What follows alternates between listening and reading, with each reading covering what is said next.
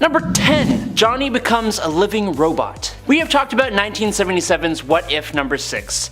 It's the one where the Fantastic Four have different powers. You know, where Reed becomes a brain and Ben Grimm gains dragon wings. That one. Sue Storm gets the most boring power, just taking on Reed Richards' stretching ability, but Johnny got a power that doesn't really make sense to me. Growing extra limbs or losing your body, minus your brain, and being human rubber doesn't really make sense either, but how the cosmic rays converted Johnny into a mechanical living robot with metal parts that calls himself Mandroid, I'll never know. Johnny is now forever a living robot and can control other forms of technology. He's also eternally a metal version of himself, which is honestly pretty good for a guy who loves his looks, because they'll never change. He's still a hothead though, so there's that. Number 9. WW2 Space Nick Fury. 1979's What If number 14 gives us a very different approach to history. Instead of World War II being fought in Europe, it is instead fought in space. In this alternate timeline, we discover interstellar travel much earlier in our history, and as such, the World War II we fight is more like Space Sector War, between Sector Alpha and Sector Beta in space. Don't ask me to define where those sectors are, I cannot. As this is still set at the same general time as regular WW2, some of these same characters are going to be involved, including the original Nick Fury and his Howling Commandos, new high-tech weaponry, fishbowl helmets, and aliens. It's a good bit of fun. We learn in the story that Admiral Von Strucker is actually working with the alien Axis powers to create a master race. So it seems we can master interstellar travel, but we still can't just accept each other's differences yet. Who put some reality in my comic book? Number 8. Thor, Herald of Galactus. Yes, the terrifying thought of someone as powerful as Thor becoming the Herald of Galactus is a strange thought, if only because it's so troubling. In this What If, Thor beats the ever-living heck out of the female Silver Surfer, who is the Herald of Galactus as he attacks Asgard, after she mortally wounds Sif. Seeing just how powerful Thor and his hammer are, Galactus stops the fight and offers Thor a place as his herald. Now, Thor initially says no, as we'd expect, and goes to keep fighting Galactus, but when the big purple dude points out that Asgard is in pretty bad shape, Thor takes one look, drops his hammer, and accepts.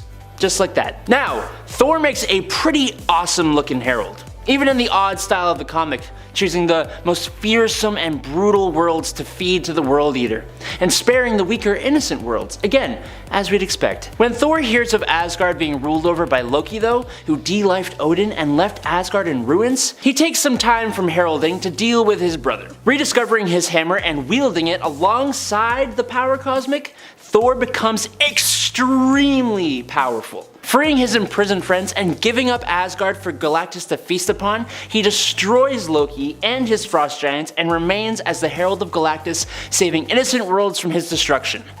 Awesome. Number 7. Joshua Guthrie and Unit Jim 211131. This is actually a pretty sad story, but one that is also kind of silly. It's basically reminiscent of the Iron Giant. Remember the Iron Giant? Remember all the tears that we cried? Except instead of any old giant robot, we have a Sentinel.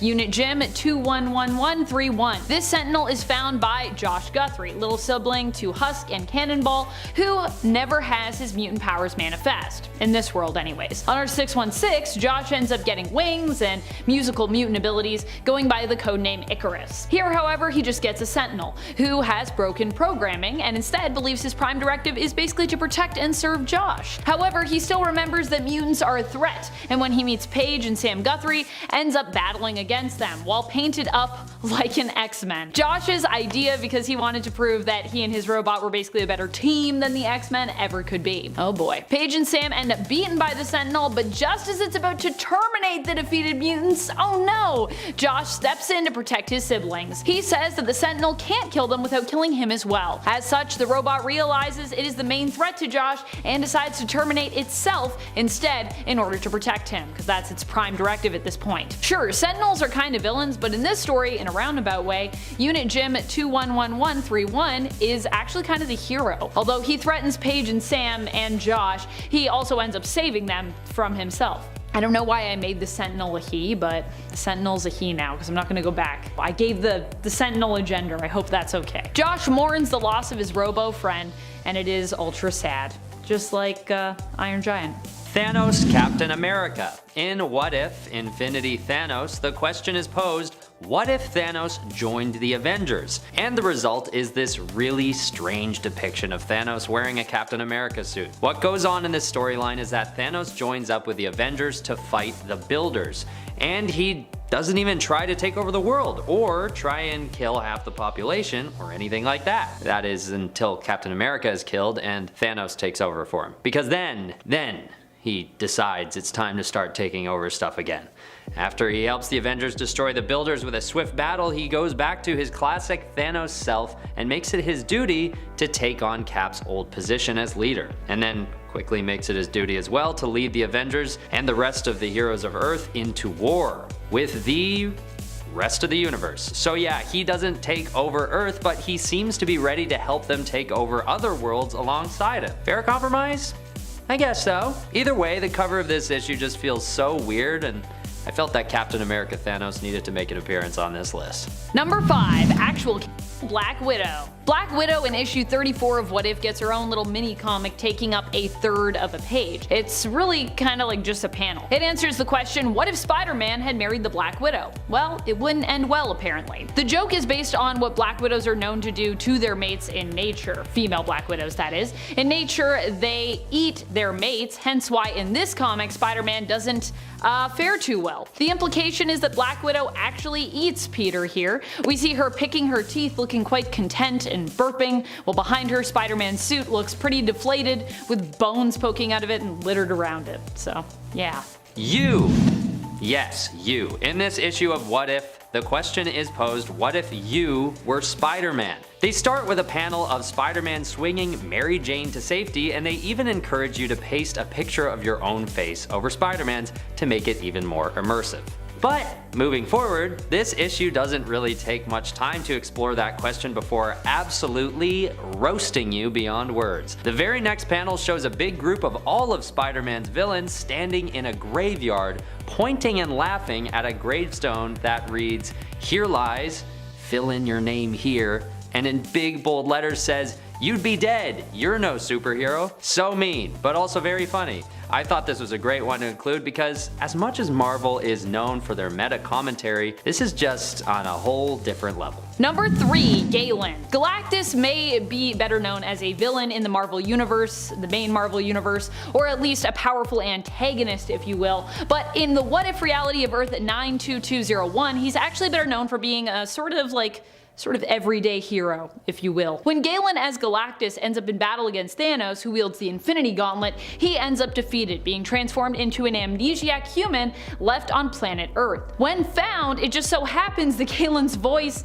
and appearance greatly resembled that of a young Elvis. People believed he was Elvis returned, positing that Elvis never really died. Galen even ends up believing he is Elvis and finds happiness on Earth with a woman named Gertrude and her son Tony. Warlock finds Galen and offers to turn him back into his form of Galactus, but Galen is actually so happy he chooses to remain on Earth and continue living as Earth's Elvis replacement, basically. It's a great story. Stan Lee and the original Marvel bullpen as the Fantastic Four. Naturally, this issue poses the question, what if the original Marvel bullpen had become the Fantastic Four? And what we see is a version of Mr. Fantastic with the likeness of Stan Lee, which is just so fun and bizarre. Jack Kirby, Flo Steinberg, and Saul Brodsky also appear as the other three, and they have themselves a fun, very original adventure as the popular titular heroes. Unfortunately, this issue apparently has some pretty sexist overtones, mostly aimed at Steinberg, which makes the Marvel creators come off as sort of unlikable, especially by today's standards. But regardless, it's a lot of fun to see the people behind the scenes of many of our favorite comics in the forefront of this unique issue of What If. Number 1, Sheep Boy. When it comes to characters that really stick out to me in the world of Marvel What If, I gotta say a lot of them come from the funny little bits of the comics that aren't even full issues. Because I mean, come on, they're so wonderfully ridiculous. One such example at one such point, I guess, is the notorious Sheep Boy. Sheep Boy made his first appearance in What If issue 100. He was created by Jim Chung and is the reimagined version of Spider-Man. Basically, what if Peter Parker had been bit by a radioactive sheep instead? What would we get? Sheep Boy, which would really make for an interesting clone saga when it comes to figuring out the cloning process. Because, you know, aren't we like all about sheeps when it comes to cloning? Actually, I think that through cloning sheep we actually learned that cloning humans would be ill-advised. So maybe there'd be no more clones in the Marvel Universe if it started with sheep. No more clone sagas after that. I don't know if that would be good or bad. Depends on how much you like or dislike clones, I guess. Number 10. Ice Giant Thor. A perfect what-if tale. It's almost surprising it wasn't done before this point. In What If Thor in 2018, we get the story of what if Thor was raised by frost giants. Laufey, the king of the frost giants, defeats Odin in their battle so long ago.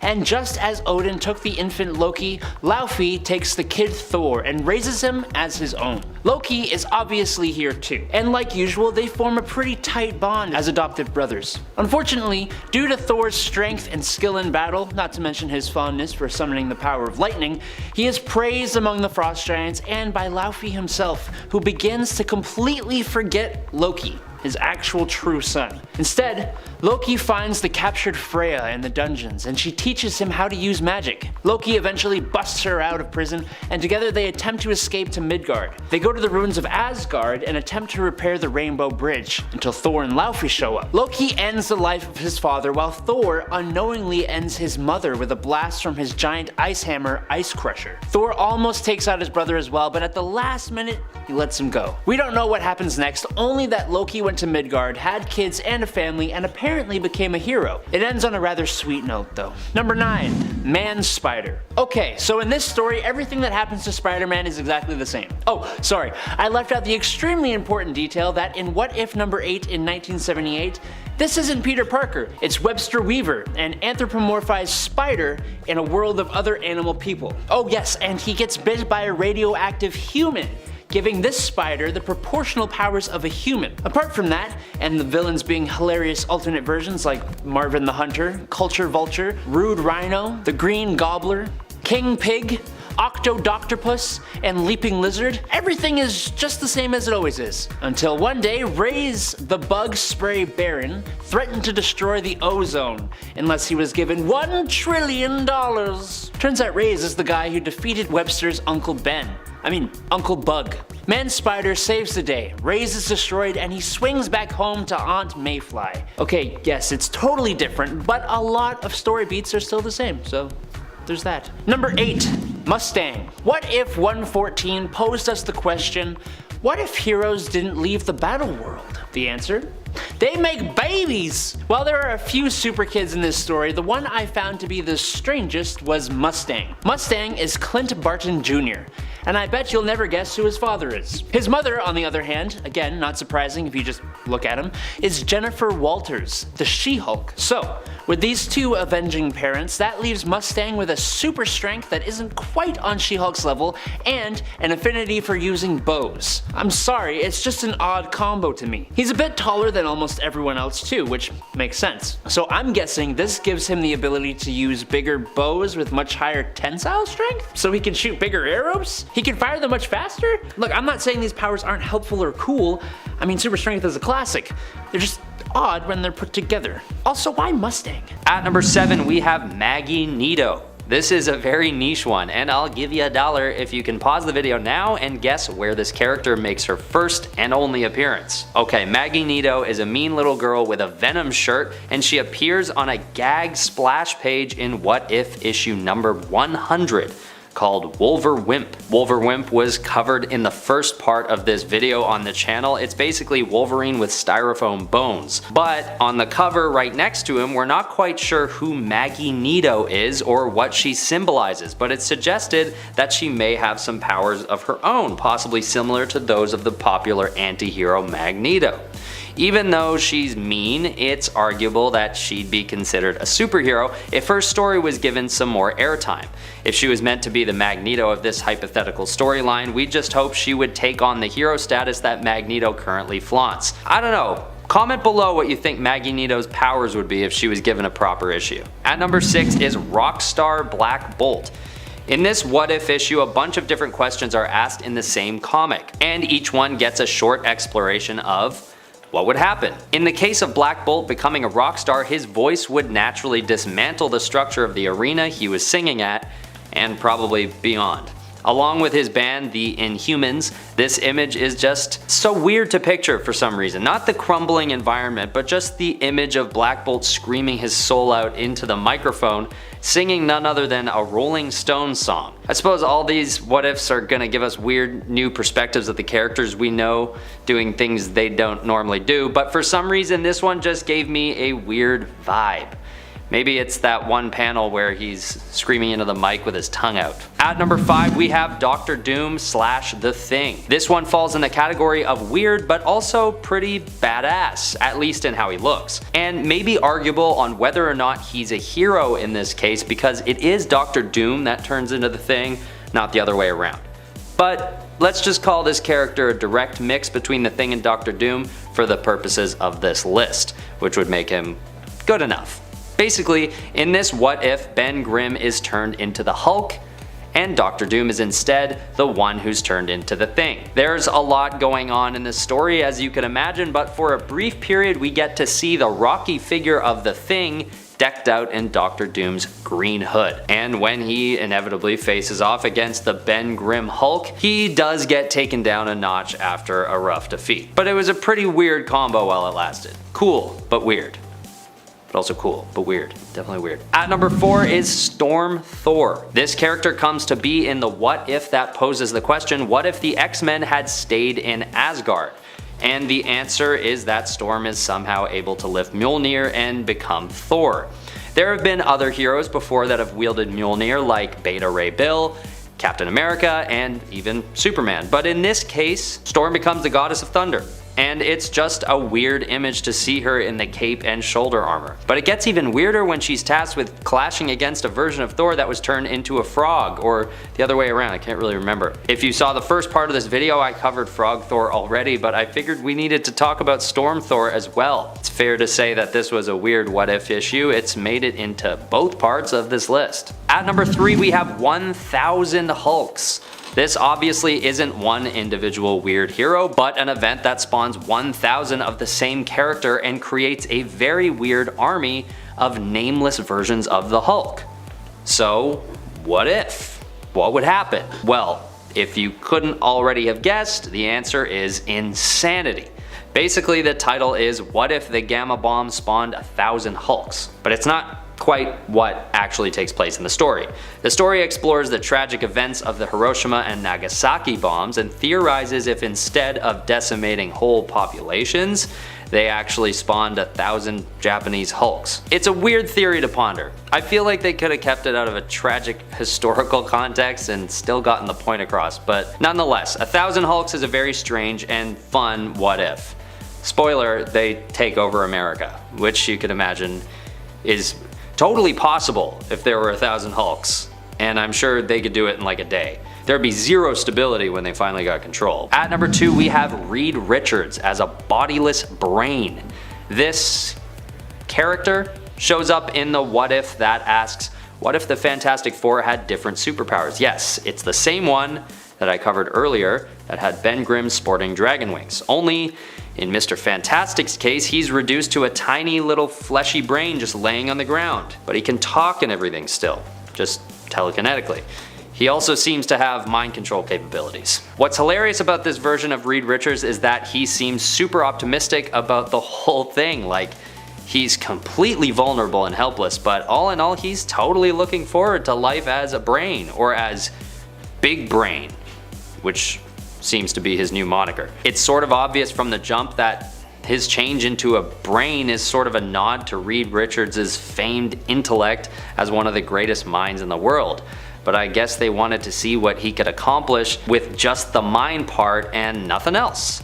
Good thing he's got his Fantastic Four buddies to carry him around, because otherwise he'd still be sitting on that rock waiting for someone's mind to control. At number 1, we have Aunt May Spider-Woman. This one is self-explanatory really. The question is posed, what if Aunt May was the one bitten by the radioactive spider? It's at the end of issue number 23, volume 1. Check it out if you have time. Basically, she comes home and the spider's on the door frame. It bites her, and the next thing we know, Aunt May is crawling up the side of a building. Then she promptly sews her own costume together and starts fighting a frog-like villain with springs on his feet. What makes this character even goofier is that as all this is happening, she forgets that she'd been in the middle of baking bread and the dough has expanded beyond what was expected. Like way beyond. It pretty much fills her whole entire kitchen. She then takes the dough and uses it to her advantage as she summons it in battle to soften a big free fall, and then even turns it into a whip and hooks the frog dude's ankle. She literally uses the dough to like swing the frog guy into a tree and deliver the final blow. It's definitely one of the silliest moments in any Marvel comic book I've read thus far, and I'm just surprised it didn't make it into the part 1 of this video. Number 10, Shame of Thrones. Weird, but in a great way. Because for this story, we are heading over to the alternate reality belonging to the Little Marvels. Over in the Infinity comic Giant Size Little Marvels issue number 4, we get a glimpse into Dr. Von Doom's lair and his evil game night, which apparently happens every other Tuesday, according to Magneto. However, the whole issue consists of a tangent where the invited villains complain that Doom is the only one who gets to sit in a throne while they game, whereas they're all relegated, to normal seats. Doom argues it is because he's the most accomplished ruler among them all and that he answers to no one. However, his mom has something to say about that. Vicky? Number 9. What if Sergeant Fury had fought World War II in outer space? I was literally going to just say that to introduce the story, but then of course it's already been said because that's the name of the story. In this comic, we get to see what it would be like if, in addition to the general opposition during World War II, there were also aliens involved, who wanted to, of course, invade Earth. As such, the Howling Commandos take to the stars to fight against German World War II soldiers in addition to alien invaders known as the Baytans. Did I also mention that Nick Fury is still smoking throughout this entire issue, even while he's wearing a space helmet? While some things would change in this scenario, it seems others would remain the same. How do you even smoke in a space helmet? That seems like it would be terrible. And friends, before we move on to this next spot, if you are loving this list and you want more multiversal Marvel lists, be sure to let us know by giving this video a thumbs up. Number 8. The Final Showdown. Mutant X really had a whole series, but for the purpose of this list, we're just going to focus on one of its story arcs that takes place in the alternate reality of Earth 1298, as it was a 32 issue series, so I mean a lot happened. The basic idea here though is that instead of X Factor, we have a non-government or corporate mutant team known as the Six. Havoc in this reality ends up with Madeline Pryor, and the two of them have a child together named Scott. Yeah, it's a little different than 616. Here Maddie does become the Goblin Queen, but like how we have the Phoenix Force, she becomes infected with the Goblin Force and its influence, turning her dark. Initially, Maddie is actually known by her hero mantle, Marvel Woman. As such, Havoc and their son Scotty must fight against the Goblin Queen. After a long build-up where no one is able to stop Madeline, it's revealed that Scotty is able to due to his insane level of power. He rids his mom of the Goblin influence, but also banishes her in the process. Don't worry though, just like in main continuity, Maddie would return here as well. I believe she gets banished to like the center of the earth. It's a weird place, but it's a pretty good place, I would say. Mutant X, should you read it?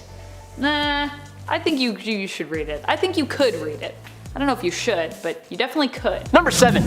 Uncle Sam, the spirit of America, bound to a talisman created by the founding fathers in an occult ritual, who would take physical form by merging with a dying patriot. And he needs you and your money. Pretty please. He lives as long as America does and has taken part in every American conflict. He was the Minuteman in the Revolutionary War. In the Civil War, he split into two, Johnny Reb and Billy Yank, and in 1870 he officially became the Uncle Sam we all know and recognize. He's fought in World War I and World War II. Unsurprisingly, Uncle Sam's powers are proportionate to the United States' faith in the ideals of liberty and freedom. And that list of powers is long, so of course, I will struggle to list them all out for you. Possession, immortality, interdimensional teleportation, invulnerability, limited clairvoyance, super leaping, size alteration, superhuman reflexes, superhuman speed, superhuman stamina, and last but not least, superhuman strength. Oh, and most importantly, he can detect the whereabouts of patriotic objects like the Constitution and the Declaration of Independence. So watch out, Nicolas Cage. Number 6. Canterbury Cricket. After The Flash rewrote history in Flashpoint, this interesting character came to be in Flashpoint: The Canterbury Cricket #1 in 2011. Jeremy Cricket, not to be confused with Jiminy Cricket, I'm sure, was a university student and con man until the Amazons attacked the country of England. He takes refuge in the Canterbury Cathedral, but was tracked by an Amazonian soldier. He begs for his life from God when boom chicka bow, a flash of light appears, caused by boo booms dropped from the Amazon ships. And when the dust settles, Jeremy has become the giant anthropomorphized cricket. Honestly, it's kind of terrifying. He looks like the prawns from District 9. Has anyone seen that movie? Anyways, as the newly dubbed Canterbury Cricket, Jeremy had become a patriotic hero, fighting for England until his last cricket chirp. Truly the best representation of the nation. America gets Uncle Sam, England gets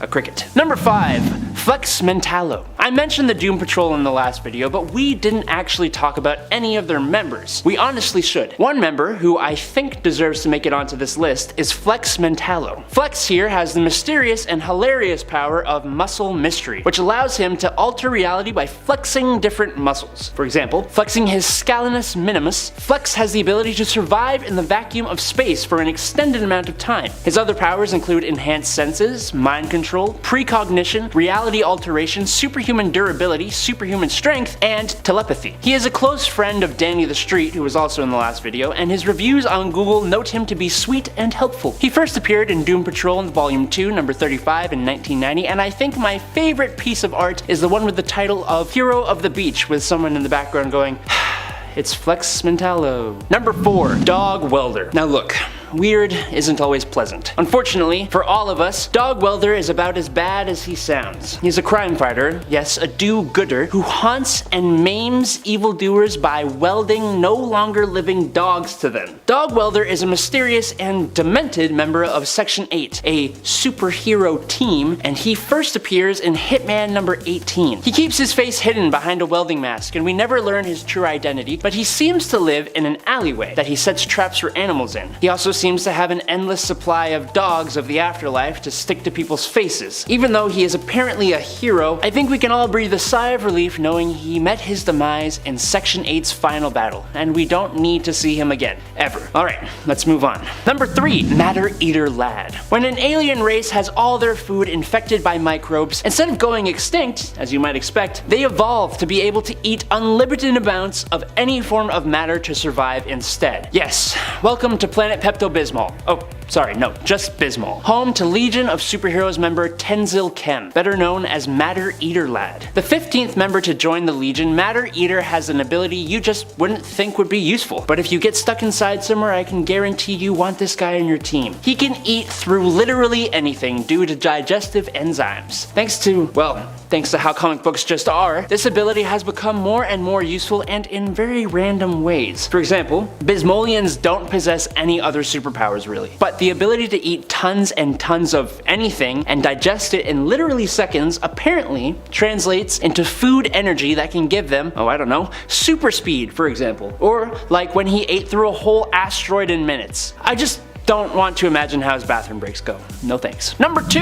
Liesl Pon. The Green Lantern Corps, actually every Lantern Corps really, has members of all different shapes and sizes. But what utterly baffles me personally is knowing the Green Lanterns have a super intelligent, justice-seeking smallpox virus on their roster. Assigned to Section 119, Liesl wasn't really able to join the other Lanterns in team meetings on the Green Lantern world, for the same reason your boss asks you to stay home if you've got a cold. The Green Lanterns aren't trying to get sick, really. Liesl Pon's partner in Sector 119 was Remus. Because Remus was a fatal victim of Despotellus, who is also a sentient virus, but part of the Yellow Lantern Corps, so evil. Despotellus infected Guy Gardner, and wanting revenge for the attack on her sector and the loss of Remus, Liesl Pon entered into Guy and the two battled with Liesel Pond, defeating the virus and capturing Despotellis, who Liesel brought back to Oa, the Green Lantern Corps doctor Saranik Natu to work on a vaccine for. Number 1, Red Bee. When I think of all the animals that would make good sidekicks or super pets, bees are not my first choice. Think about it. As soon as they sting you, that's it. You need another bee to replace that one. Well, ain't it just the fitting coincidence that the trained bees used by Red Bee are a species of bee that don't die when they sting people. Not wasps though.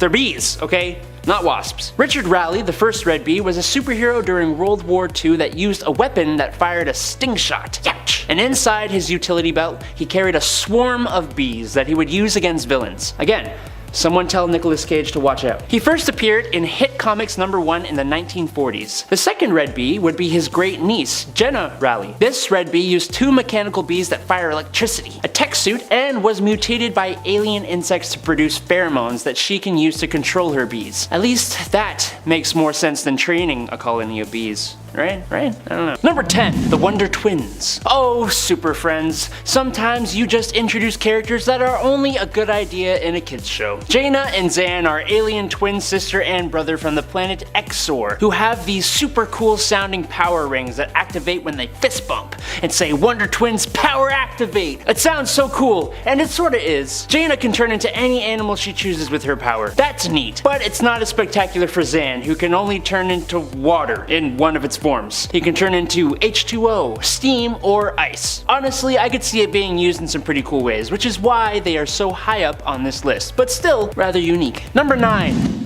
Doll Man. Alright, so we take the G.I. Joe toy and Jada Pinkett Smith and we will make them superheroes. With the power to shrink down to 6 inches tall while retaining the strength of a full-grown man, Daryl Dane, Doll Man, with his partner Martha Roberts, Doll Girl, is a founding member of the Freedom Fighters. He would fight crime during the 1940s and in World War II. That was when he first appeared in All-Star Squadron number 60 in August of 1986. More recently, the power of size manipulation had a psychological effect on him, causing him to be confined to a mental institution and then trapped in his 6-inch size with other soldiers of similar height in a miniature world. Until, get this, they fuse together as a mega monster form which just looks and sounds terrifying. Anyone ever seen Toy Soldiers? I loved that movie back in the day. I am Archer, emissary of the Gorgonites. No, I'm Adam, emissary of Top 10 Nerd. And if you're enjoying this video so far, don't forget to smack that like button. It helps us know that you like us, right?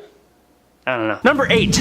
Prez. Prez Rickard, a teenager born to literally become president. He was the youngest president ever elected thanks to the lower eligibility age in his comic book, Prez #1 in 1973. As the young president, he fought legless vampires, a right-wing militia led by the descendants of George Washington, and evil chess players. His powers include advanced hand-to-hand combat, leadership, political science, and a healthy dash of charisma. His mother, Martha, another DC Martha mom, was his vice president, with his sister becoming his secretary and his Native American friend Eagle Free being appointed as head of the Federal Bureau of Investigation. Honestly, a pretty strange character, but also super inspiring, especially for younger readers, I'm guessing. Number 7. Danny the Street. Yeah, no, I think this is the wildest concept for a hero I have ever heard of. In case you didn't clue in, or for that matter, actually didn't believe it, Danny the Street is a living, sentient street who can teleport to any city in the world. He was first introduced in Doom Patrol Volume 2, number 35 in 1990, and his main purpose and drive in this world is to bring happiness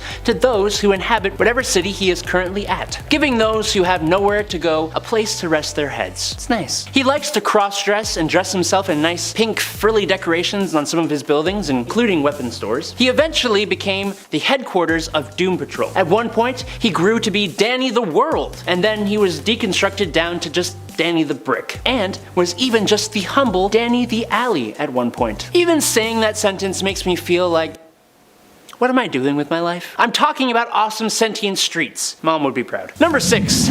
David Dibble. David Dibble dibble-dabbled in some kind of dubious scientific debauchery which decidedly turned him into turned him into Big Baby, otherwise known as Behemoth. Hailing from Earth 8, where there are characters that seem to be DC's parody for Marvel characters. As part of the Retaliators, genius alternate name for the Avengers, Behemoth is basically the Hulk, turning from a scientist into an extremely strong monster. Only The unfortunately named David Dibble, instead of turning into a green savage beast, turns into a giant blue mega baby. While he used to have a dumbed down intelligence when transformed, he has managed to recover his intelligence over time, just like how Marvel's Green Goliath did the same. The baby part of this is probably the strangest part, but it does reflect how Hulk basically acts like a tantruming toddler when he transforms. Number 5.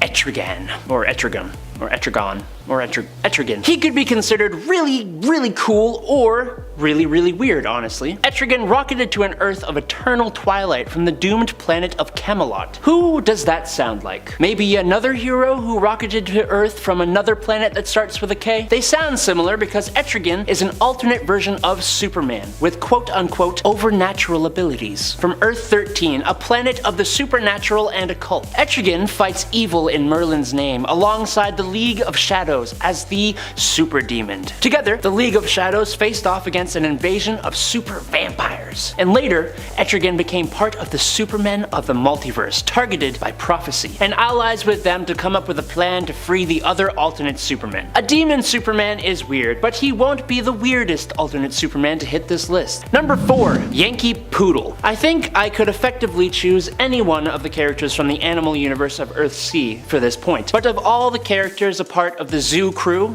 Ali Kadabra, Captain Carrot, Little Cheese, none really make me say, what? Quite like Yankee Poodle. Gossip journalist Rova Barkett, an anthropomorphic poodle, see what I did there? Would moonlight as Yankee Poodle, a superhero with the powers of magnetic manipulation that for some reason allowed her to shoot semi-solidified electromagnetic blue-colored stars with her right hand, push things away, and generate red and white stripes with her left hand in order to bring things to her. I don't know. If she put these powers together though, she can generate highly destructive magnoblasts. But for me, the best use of her power is she could travel by forming a ramp of stripes in front of her while propelling herself along it by shooting stars behind her. No, I didn't make any of that up, just so we're clear on that. Number 3.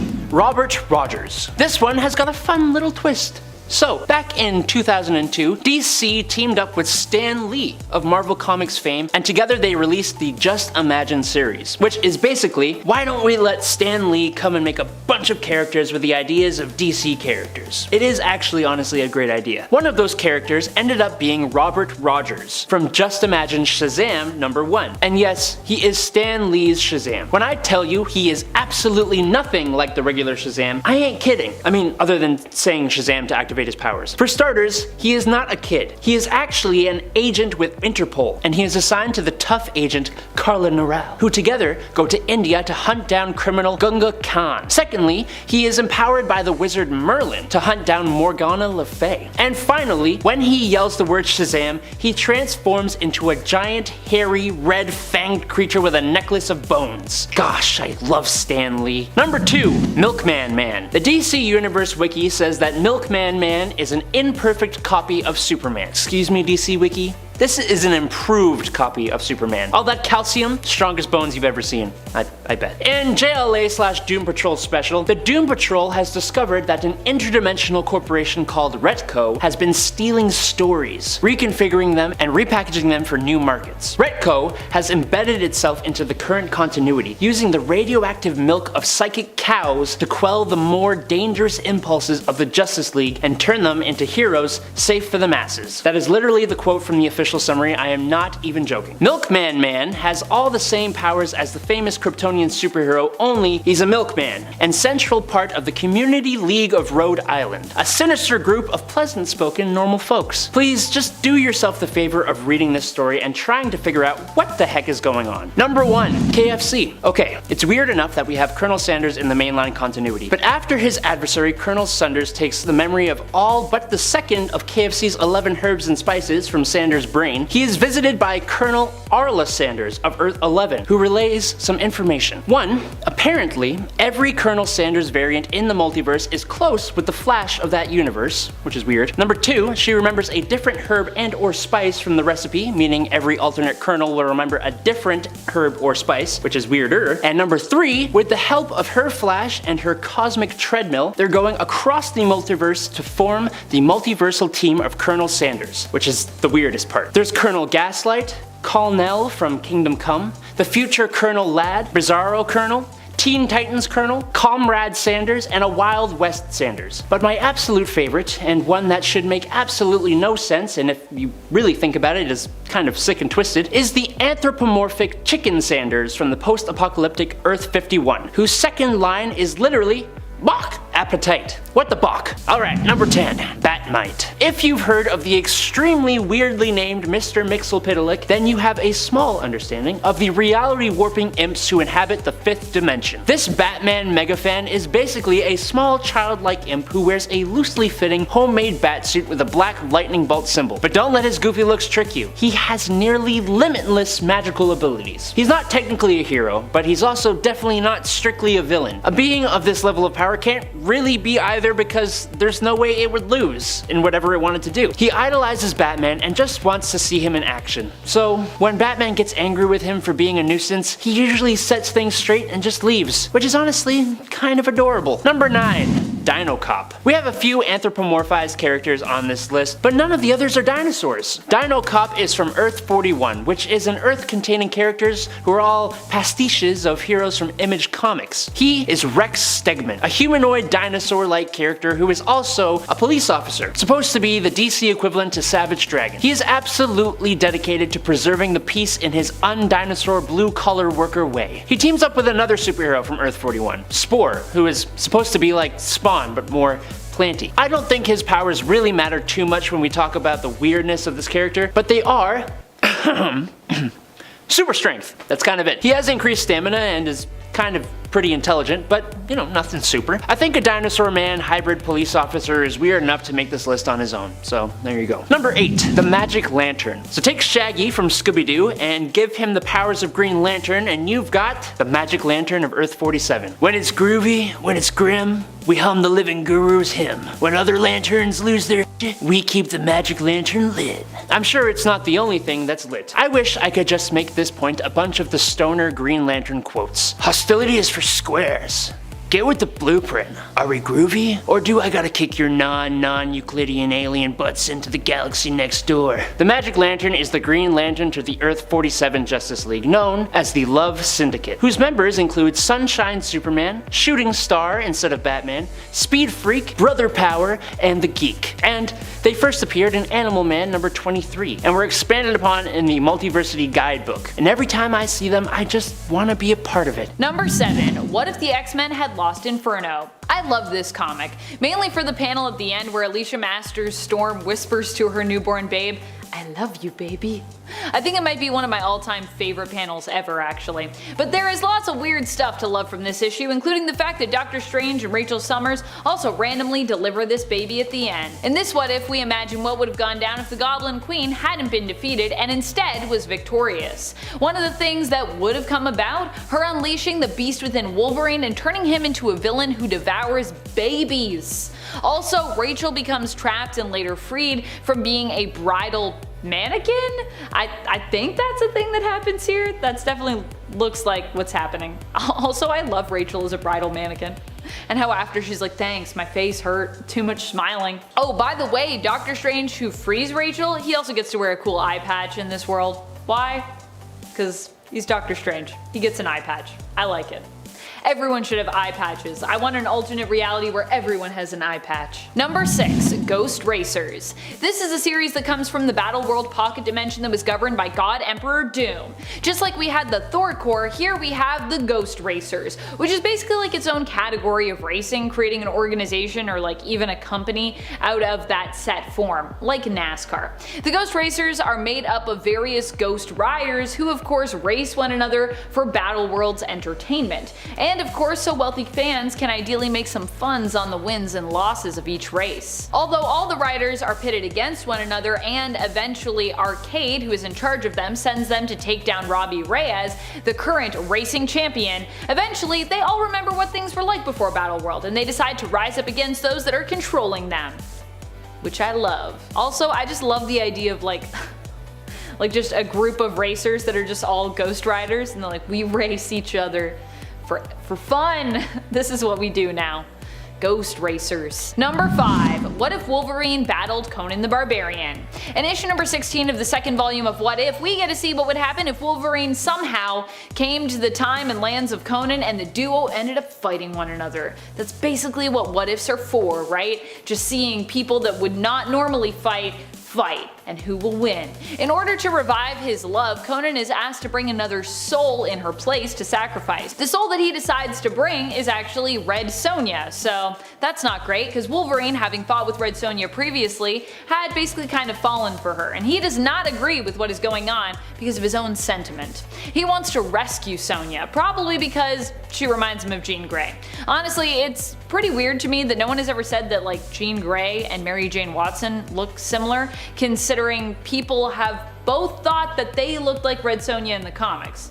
So do all women with red hair just look the same? Is that the implication here? Or do all three of these women actually closely resemble one another, but we never really acknowledge that like Jean and MJ like look very similar, like weirdly similar? And Red Sonja's in there too. It's like the trifecta of like redheads. In the end, Wolverine takes Conan's hand in a fight that the two have, and the two end up permanently swapping places, with Conan returning to Wolverine's home reality and Wolverine staying in Conan's age. Wolverine finds a happy ending with Sonja. Conan, not so much. He like sees Jean and then she goes full Dark Phoenix, and then that's the end of that. Number 4. Age of Ultron vs. Marvel Zombies. Another even more bizarre story coming at us from God Emperor Doom's Battle World. This comic was all about the world that existed outside, actually, of Doom's Battle World, known as the Deadlands. And if you didn't like living by Doom's rules, well, you certainly wouldn't like this. But this might be where you would end up. Defy Doom, and this could be a place that he put you. Age of Ultron vs. Marvel Zombies explored these Deadlands that were watched over by Annihilus' insect creatures. And yeah, it's about as wild as it sounds. Around every corner, with the flip of every page, awaits more gore, folks losing their heads, and monsters, monsters, monsters! I think in a world of zombies versus robots, no one really wins. Is that the takeaway here? Also, because this is Battle World, there are lots of appearances of random multiversal characters, such as young Hank Pym, who's kinda like the main character of this, from the past alternate Earth of 51920, and the Pilgrim Punisher of Earth 15513. At least he looks like a Pilgrim Punisher. I like that he still has his skull shirt though. So he's like got the hat, he's got the coat, and he's like still got this like very 80s style looking logo and shirt. Number 3. Ruins. Ruins is just the most messed up kind of weird that a multiversal story can be. This comic offers a much darker take on what the world could be like with superpowers. Of course, it is a story by Garth Ennis, so yes, darker is definitely where we're going here. As brutal as Ruins is, well, I kinda love how dark and awful it gets. The series deals with the less fantastical, more literal interpretations of powers and their uses, and how less hopeful civilians and government agencies might react or take advantage of said superpowers. In this world, Quicksilver is just a torso with his limbs moving too fast, causing him problems, so they all had to be amputated. At least that's what's implied. Or they just didn't like that he went fast, so they amputated them. The Hulk is an irradiated pile of tumors, which ultimately dies under the weight of his own mutation, and the Silver Surfer ends up driven mad by his own cosmic existence, taking his own life by clawing his own chest open while floating through space. This is a bleak and disturbing world filled with pain and suffering.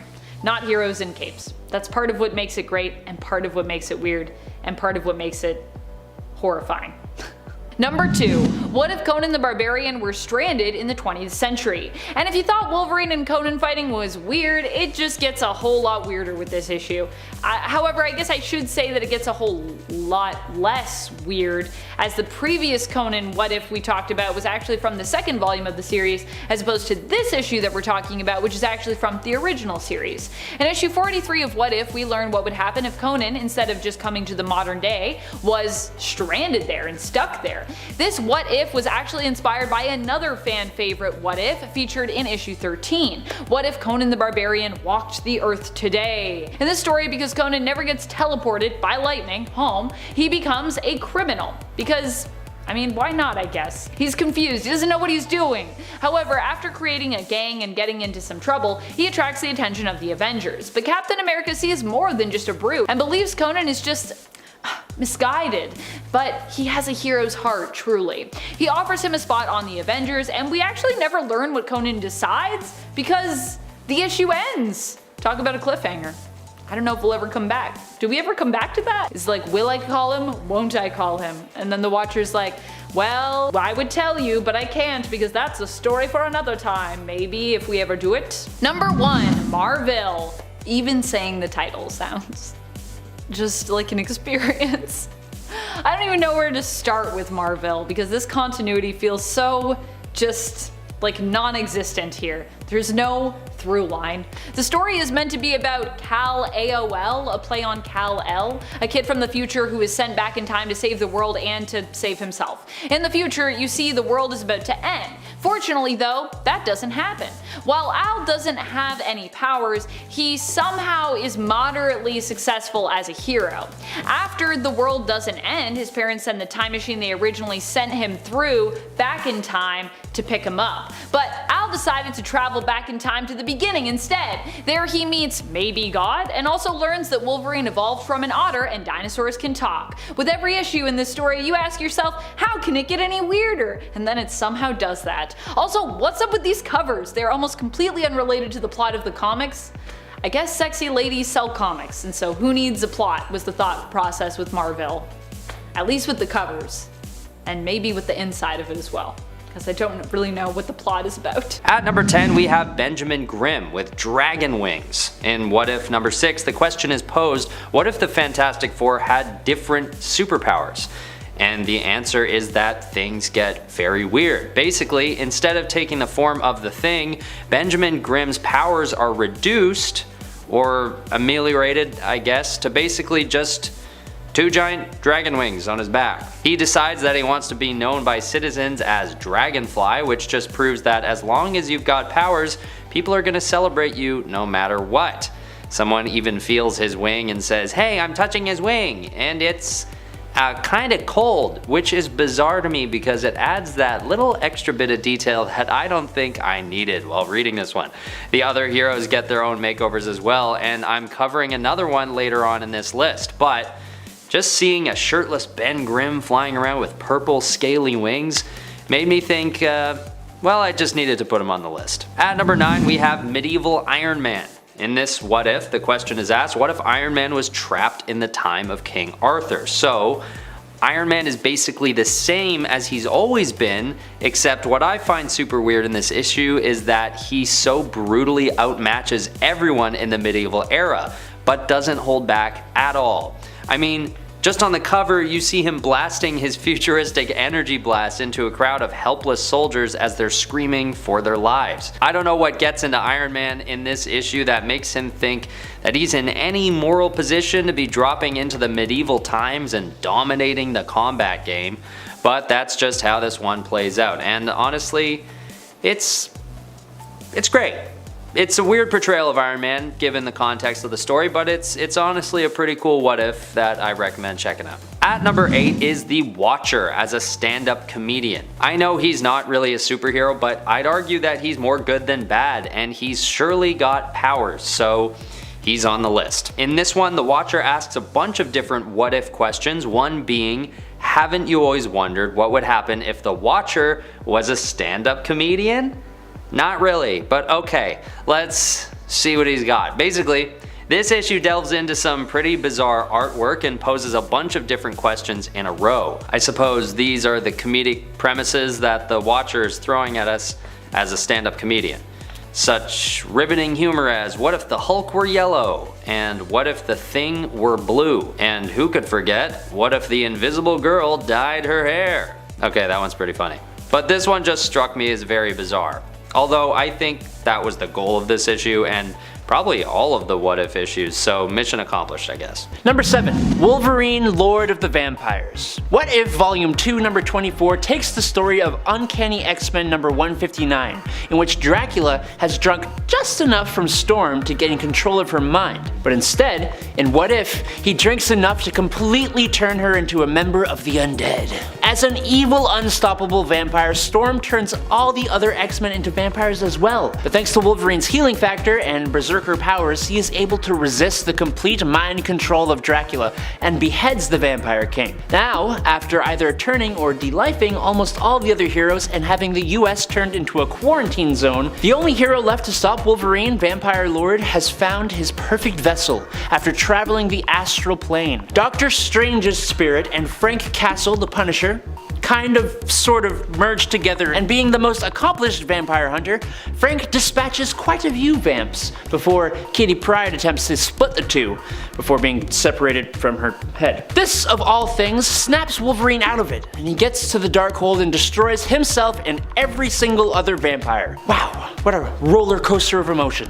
Number 6. Fantastic Four as cosmonauts. Let's explore the what-if story that begs the question of what if the Fantastic Four were Russian? Well, for starters, their name is different. In fact, they're pretty much all different. Now, the UFFF, or the Ultimate Federalist Freedom Fighters, the team is made up of Rudian Richards, the commie Red Richards, who instead of stretching can just pop off his limbs and send them out over long distances, which is way more alarming. Natalia Romanova, the 616 Black Widow, who is now Widowmaker and can control electromagnetic energy. Pyotr Rasputin, who is still just Colossus and has all those powers except his body and mind are deteriorating over time.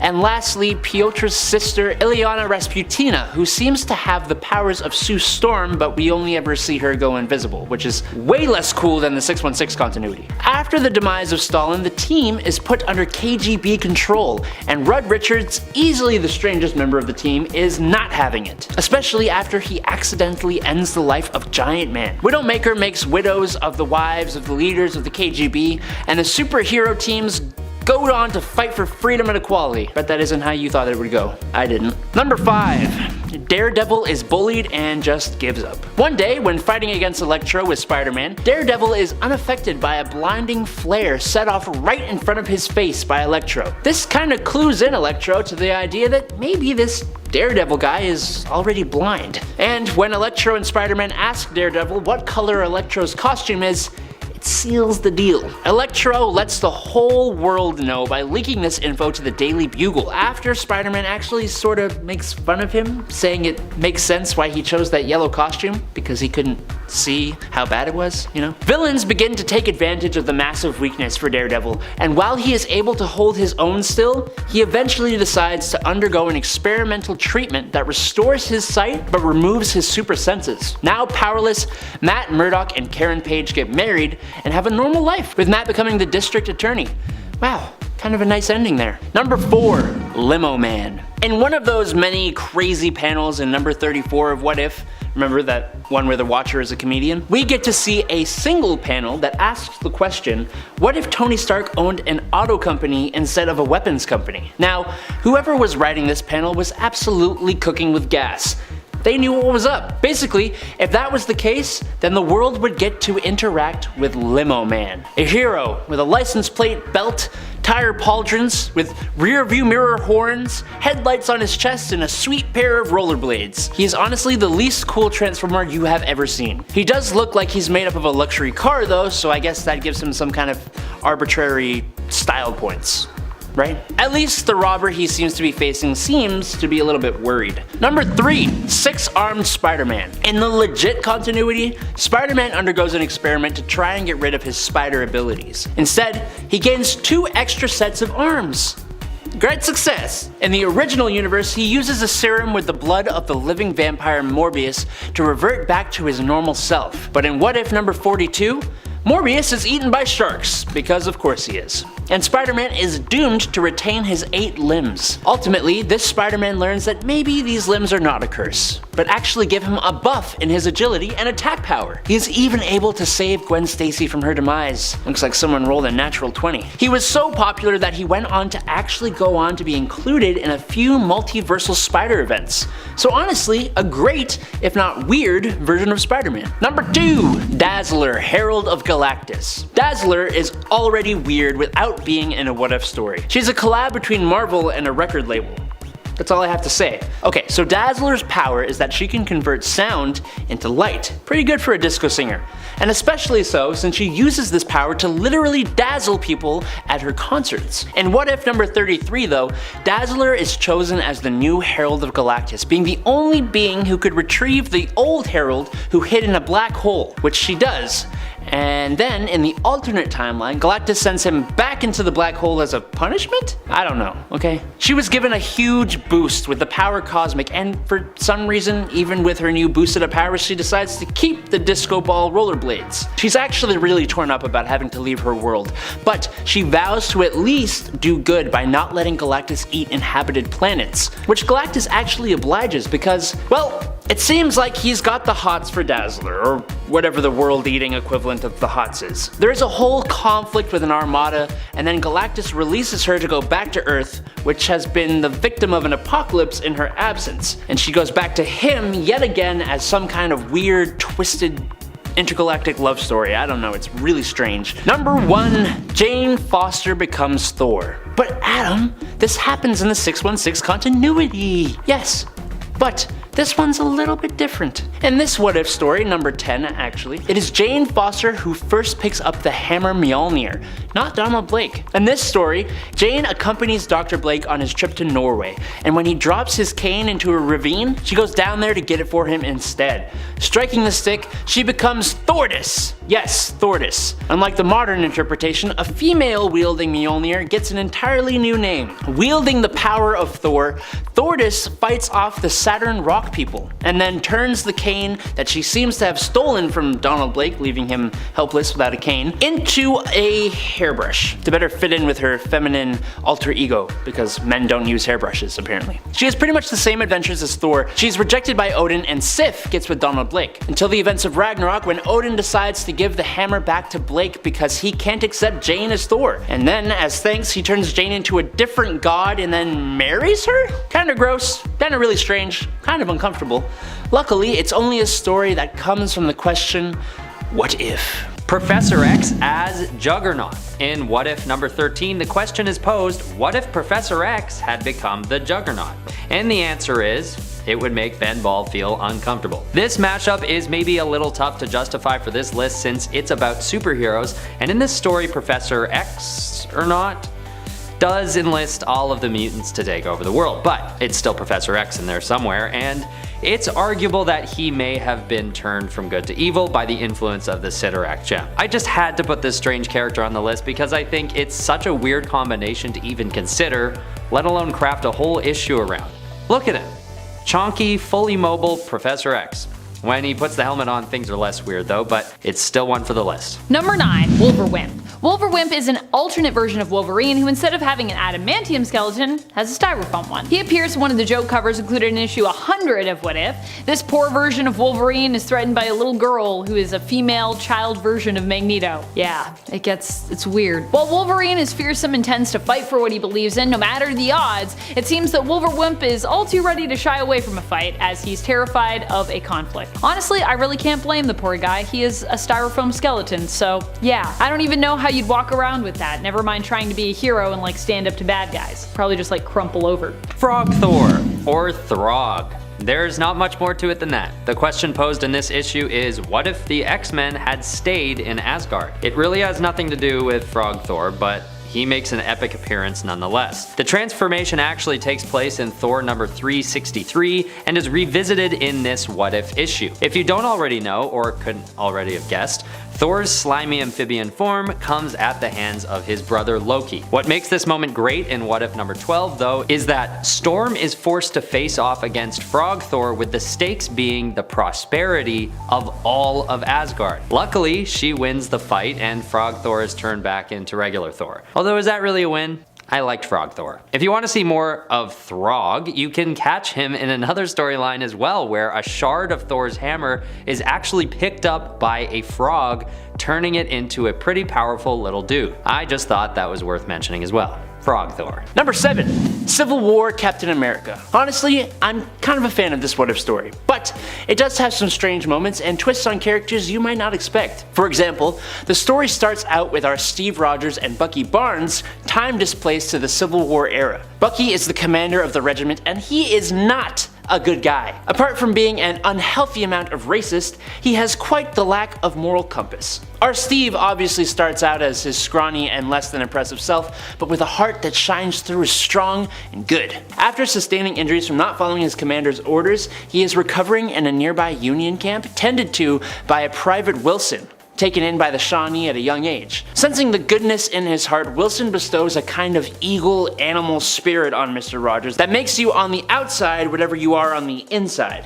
And this happens just as Barnes stumbles upon their location. The power of the ritual blasts Barnes away, and when we see his face, he has become the White Skull, which, I mean, you could just call him Skull, because skulls are white, you know, but whatever. And Steve has become a mystical super soldier, wielding a shield and sporting a headdress. He goes on to save presidents and leaves a lasting legacy of Captain and General Americas that continues all the way to the modern day. It's pretty sweet. Number 6. Spider-Man Punisher. On Earth 71928, or the What If Peter Parker Became the Punisher story, Peter's life remained pretty much the same as Earth 616 Peter. That is, until Uncle Ben's life was drawn to a close, and in response, Peter dispatched the robber who did the deed. In a very Punisher-like decision, Peter decided to deal with crime from this point on by any means necessary. Meaning, he started de-lifing criminals. Peter tried to avoid this at first, trying to go his normal route, but since criminals are criminals, and they always come back, and he knows how much easier of a solution it is to just take them out Punisher style, he went full force into that lifestyle. The easy solution, in my opinion, is not the heroic solution, but hey, that's how it goes. He carried the blam blam that took out Uncle Ben's life, as well as other weaponry and multiple different types of ammunition. His suit also took a skull logo instead of the traditional spider logo. Not because they want him to look like the Punisher, but due to the fact that the spider that gave him his powers was a noble false widow, which has a cephalothorax that looks like a skull. That's the reason. Not because the Punisher. Stop. Stop, he's not the Punisher, stop. Number 5. What if Ghost Rider was a baby? I know we keep pulling from this one, but that damn What If the Watcher was a stand-up comedian, What If comic, it's honestly the gift that just keeps on giving. There is a full page devoted to the question of what if the Ghost Rider had possessed someone else, someone other than Johnny Blaze. And of course, instead of finding some other able-bodied man or woman, a cigarette-smoking, leather vest-wearing Watcher shows us the spirit of vengeance inhabiting the body of an elderly woman in a wheelchair demanding warm milk, a rollerblade-wearing woman vowing to bring an end to disco, and an infant in a stroller. A big-headed goo-goo gaga who will hunt for vengeance after it finds someone to change its diaper. And just to make it 10 times better, this wee bab is wielding a cat, swinging around its head as it zooms around its Hellfire stroller. I can't make this up. I honestly can't. Number 4. Barbarian Hulk. Alright, this one requires a bit of unpacking. So, in issue 23 of What If, the Incredible Hulk has fallen in love with a woman named Jarella, a green-skinned queen from the subatomic world of Kai, who was brought back to our world when the Hulk was unshrunk. In regular continuity, she is laid to rest after sacrificing herself to save a boy from some rubble during a Hulk battle. But in this story, she lives, and the Hulk and Jarella are shrunk again so they can go and live happily ever after, on the subatomic level in the Kingdom of Kai. Now, Kai, for some reason, is very medieval / Roman / ancient in general, and Hulk, who now possesses his full intelligence, becomes king alongside Jarella. Soon, a dark plot by some dark gods and their dark minions rears its ugly head, and Hulk, alongside a group of other subatomic barbaric heroes, goes to thwart them, facing off against a second Savage Hulk that seems to have just been dispatched in like 2 comic panels. And that's where it ends. I'm assuming Hulk just stays subatomic and never returns to Earth, living as a microscopic barbarian for the rest of his life. Please check out this story. Number 3. Doom! Sorry.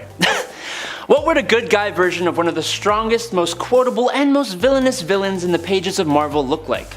Well, in issue 22 of What If, we get to see just that. When the Victor Von Doom of this universe discovers Reed Richards looking over his experiment notes, uninvited, he instead invites Reed to come help him out, which I think a true scientist would do. With Reed's help, he's able to contact his mother in the afterlife and learns of his royal blood. He trains in the advanced technology and mystical arts of an order of monks in Tibet and in the darkest places of sorcery, and is granted, instead of his classic armor, this really sweet golden armor evocative of knights. I think he looks pretty cool, but that's just me. He uses his knowledge to free his mother's soul from the realm of Mephisto, and uses his technology and sorcery to free his kingdom from an oppressive ruler. And all goes really well, until Mephisto comes back demanding the soul of his lover Valeria in exchange for the freedom of his people. Then he battles Mephisto once every year to try and save his love. It was almost a happy ending. Number 2. Spider Actor. A second Spider-Man what if on this list? Oh my. In this what if number 19, Peter Parker makes the simple decision of stopping the robber who would go on to take Uncle Ben's life. That simple act robs Peter of the lesson of the responsibility of having great power, and instead, he turns to a life in the public eye. Now, as an actor, Peter turns his focus towards making films and protecting his reputation almost at any cost. He becomes the publicist for both the Avengers and the Fantastic Four, as well as Daredevil, all while still retaining his Spider-Man persona. He even gets a cool cape for a little bit. Well, it wasn't really that cool. When JJ exposes him to the public though, we see a bit more of an edge to this Spider-Man, when he threatens him and eventually ends his career, which comes back to bite him when Jonah forms the Sinister Six, including himself. It is only after Daredevil jumps in to save Peter and fight the villains that Peter does actually learn that old power and responsibility thing. But man, Peter's a bit of a snob this way, I don't like it. Number 1. Fantastic Four. In the very first What If comic, the question that is posed is pretty simple. What if, instead of rejecting Spider-Man, the Fantastic Four instead let Spider-Man join? Marvel's most popular family adopting Marvel's favorite hero? A match made in heaven. The Fantastic Five go on to fight crime and supervillains. That is, until the battle with Namor the Submariner. In this alternate reality, at the end of this battle, Sue Storm feels kind of cast to the wayside, with more focus being put upon Peter and the other members of the team, and she leaves with Namor and becomes his bride. It completely stops the marriage of Reed and Sue from ever happening, which is just a weird, unnatural world to see. We don't like it. But life goes on, and the new Fantastic Four featuring Spider-Man go on with their lives. But now we don't get a Franklin or Valeria Richards, and I mean, they're pretty important now, so I don't know, let me know in the comments what other fallout you think would happen with Sue Storm being replaced by Spider-Man on the Fantastic Four. It's seriously an interesting question.